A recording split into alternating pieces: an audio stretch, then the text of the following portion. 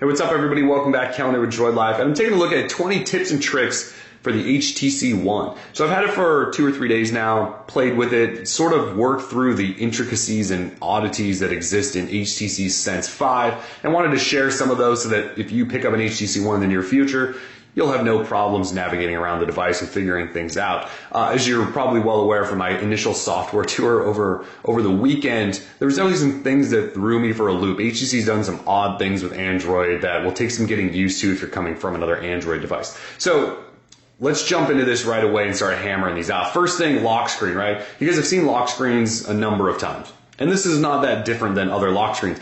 But initially, HTC will tell you to grab this little lock and drop it in there, and that's how you unlock the device. And that works fine.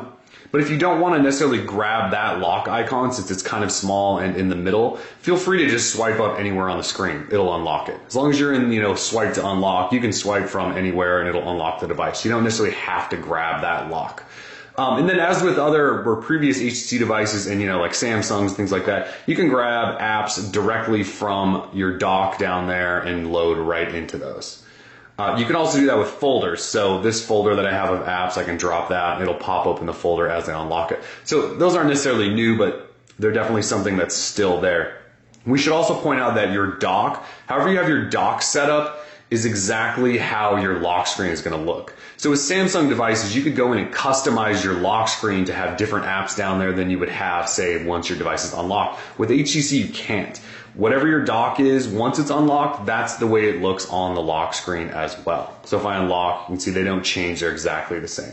Okay, so enough lock screens. Let's talk about blink feed for 1 second. I'm trying to give it a fair shot. It's not really working that well, but hey, we're giving it a shot. So if you're using this, and say you're swiped down here and you're 10 stories deep and you want to get up to the top and refresh to get more, the quickest way to do that is just to tap on the notification bar and it jumps you all the way to the top. Okay, then if you want to refresh, you just keep pulling down on this. You can see release to refresh right there.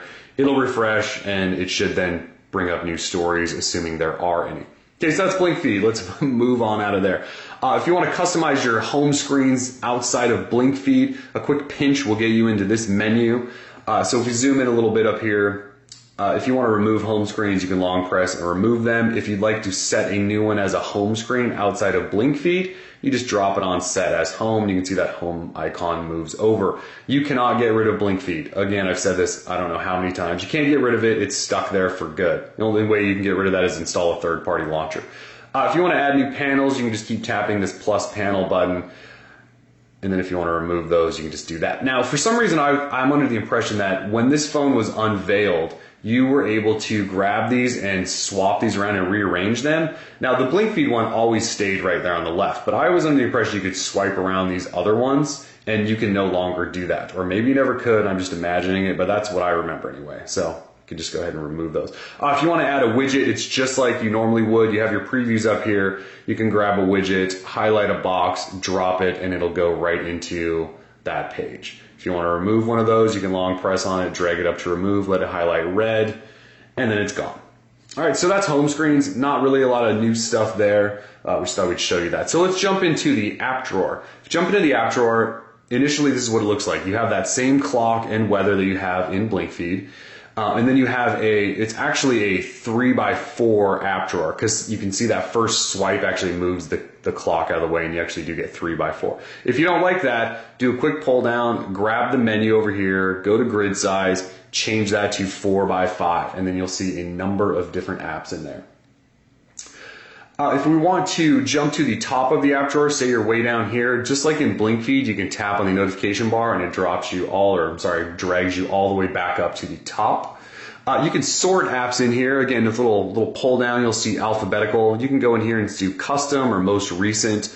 I'm sort of an alphabetical guy, so we'll just leave it as alphabetical. One of the confusing things, actually before we get to that, if you want to hide apps, like say there's a bunch of bloatware on here, and typically there is. So say you don't want a certain app to ever show up, you can go into menu and there's actually a hide apps section right here. And you can go into hide apps, and then from here you can actually start checking items that you want hidden, and then you can say done and those will go away. Okay, so that's how you hide apps from the app drawer. There's definitely some bloat on here, which I was surprised about, that can go away. All right, so the other thing, and this is where I got all sorts of flustered in my video the other day. If you want to add or remove items from your dock down here, it's a little bit different. You actually have to have your app drawer open, okay? So if I'm on my home screen, say I'm on one of these home screens and I don't want my camera here anymore, I can drag the camera up and drop it here, but you can see it replaced it there. It didn't go away. So I can grab this shortcut and get rid of that. But if I want to get rid of the camera, there is no way to get rid of the camera. It is absolutely impossible from this screen. Okay, so you actually have to go into your app drawer. And if I want the camera gone, I grab my camera and I drop it back in my app drawer, and you can see there it is. And if I want that back, I grab it and drop it here, and now it's in my dock and it's removed from my app drawer. Okay, so like I have Google Play and Google Maps and all these apps in this folder on my dock. None of those are in my app drawer anymore. So it's a different way of functioning, but that's just how HTC's decided to do it. So also I should point out, if you're from here and say you want to get rid of this or change this, you're on a home screen, you can't do it, right? But you also can't get into your app drawer. So I can't like hover over the app drawer button and then have it open and then do it. You actually have to put it back, go into the app drawer, and then do your business. Kind of weird. It's just the way they're doing it. I'm not sure I'm a huge fan of it, but hey, that's what's going on. Let's jump into settings real quick. Pull that menu down, jump into settings. And if we want to disable any apps for good rather than just hide them, you go into your app drawer, or I'm sorry, your settings menu, go into apps, pull up your list of apps, and this hasn't changed from Android in general. Find an app that's bloatware that you want gone. Click disable, and it'll say this may ruin other apps, whatever. It's called 7-Digital. I have no idea what that even is. It's now disabled. I can re-enable it if I want. You guys have seen that before. It's not necessarily new. The organization of HTC's settings menu is just a little bit different than normal Android. So apps right down there. The other thing I want to show you in here was language and keyboard. So if we go into HTC Sense Input, which is the HTC stock keyboard, there's an option right here for Trace Keypad. So Trace Keypad is the sort of swipe writing gesture style keyboard that you see with Swipe or Google stock keyboard or SwiftKey Flow. By default, this is not enabled. So there's no swiping. You can just tap on the keyboard. So if you want swiping, you have to go into settings and click the box for Trace Keyboard. Okay, just wanted to make sure you guys knew that. Let's talk about task switching real quick. So let's say I'm in the middle of a task real quick. There is no task switcher button down here on the bottom. You have a back button and a home button. So in order to get to your task switcher, you actually have to double tap on home, and then it pulls this up. Okay, it's a different sort of card style layout. If you want to get rid of one, you can just swipe up on them just like this, and they go away. So that's how you kill off tasks, and you can just keep doing that until they're all gone. Okay, if you want to get into Google Now, Google Now is a long press on home. Sometimes it doesn't work. And there we go, it should pop that right up. Okay, that's how you get in there. So I'm gonna go ahead and press home. That's how you get into Google Now. All right, let's talk about camera for a little bit, since the camera is one of the #1 selling features here with the HTC One. So in the camera, if you want to switch between the front camera and the back, you'll notice there isn't necessarily a toggle to do that. So if you want to, it's a swipe down and the camera switches. You can see there now it's looking at my ceiling. So another swipe back to the back camera. You can even do it from the bottom of the screen. This is how you do it. So this is how you toggle between cameras. All right, so let's see what else we got. Burst shot. Okay, so burst shot has been along for quite some time. It's just enabled always on HTC's cameras now. So if I want to do burst shot, I just long press on the camera. You can hear it take a bunch of photos. And it takes a ton in just a matter of seconds. But this is the coolest part of it, and it's best shot. And this is not necessarily new again as well. Just want to make sure you're aware of it. It takes a bunch of photos as long as I'm holding that down. But then I can say I want best shot. So rather than going through all these and seeing which one was actually good, I can just tap best shot. And it says, we will save your best shot depending on what we feel is your best shot, and the rest of them will all be deleted. So you're not left with 30 crappy pictures. All you have to do is hit best shot and then okay, and it'll just save that one picture. All right, so let's talk about Zoe. So Zoe is the 3-second video recording camera feature, right? Which is probably my favorite feature of the phone so far. And it's this little white icon right here. Oops. So if I tap on that, you'll see Zoe enabled. So that's blue, Zoe enabled. And then when I click on the camera button, it actually records a 3-second clip. And you can see the red bar sort of showing me that it's recording that. Now, when you record these Zoes, they actually are little clips. So if I go into the gallery and view that, it records the audio and everything. So it does record a little video clip. And then HTC, the One uses those Zoes later on to do all sorts of awesome editing things. And I will get into those later, but I just wanted to make sure you at least know how to use HTC Zoe. In order to use it, you have to toggle right here with this little button, on, off. Okay, and if you have it just on normal, all you have to do is just tap and your phone will take one picture and doesn't record or do anything special. That's just sort of how it works. All right, so I wanted to show you in the gallery, there's just some different ways that HTC does things. So if we go in and let's say we just go into My Photos, and you have all these galleries set up, right? So let's say I took a bunch of photos today. I'll go into camera shots. Actually, nope, let's not do that. Let's go into camera shots this way. Nope, let's not do that either. Again, this is sort of confusing at times.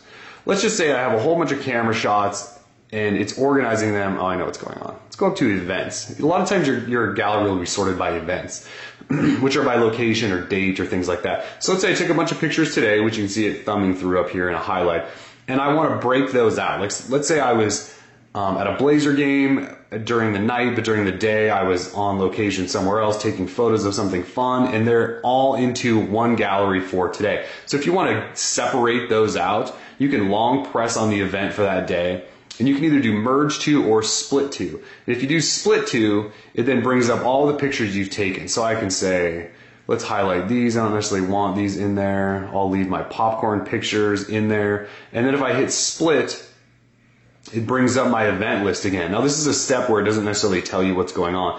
You can either choose a gallery you want to split those into, or you can hit plus and create an entirely new one. So I'm going to go oh no, these weren't popcorn. Either way, I'm already typing it.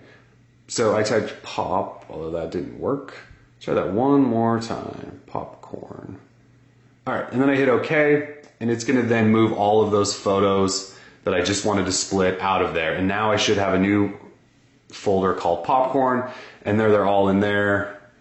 And then my popcorn pictures are actually left over in this gallery. So you wanna do that simply because your highlight videos, you want to be able to separate things out from highlight videos. Now you can do that sort of manually, but if you want to create folders of just one sort of place or location or event, this is the best way to do it. When I talk about highlights, I'm talking about when you're going to an event, you can see up top here, it automatically creates a highlight video of whatever's in this event. So if I had one that was gathered of Blazer pictures and food photos and all this stuff throughout a day, this would be just one jumbled mess of my entire day. And maybe I just want it to be of the Blazer game I was just at, if that makes sense. All right, so then I also wanted to show you this really cool feature that, this may be new or may not be new. But let me go back in here. If we go into albums, so I'll go into downloads. Now, when you're recording videos with most phones nowadays, you can record videos that take pictures or still shots at the same time. But HTC's done this thing where if you're actually watching a video, there's blink feed for you. You can actually take photos and still shots during the video. So you can see a little camera button right here. You can tap that and it just took a picture. I keep tapping that. It keeps taking pictures. And this is a video that's already been recorded on my device. So I'm assuming you could do this with any video clip that's old or new or whatever. Like say you record a video and later on you're like, oh, that's really funny. Let me grab a still of that. You can do it after the fact with the HTC One. So if you look in this gallery now, here's the pictures I just snapped from there. And they're, crystal clear. As long as your video is good, they should be just still frames that it pulls from it. Just thought that was very interesting.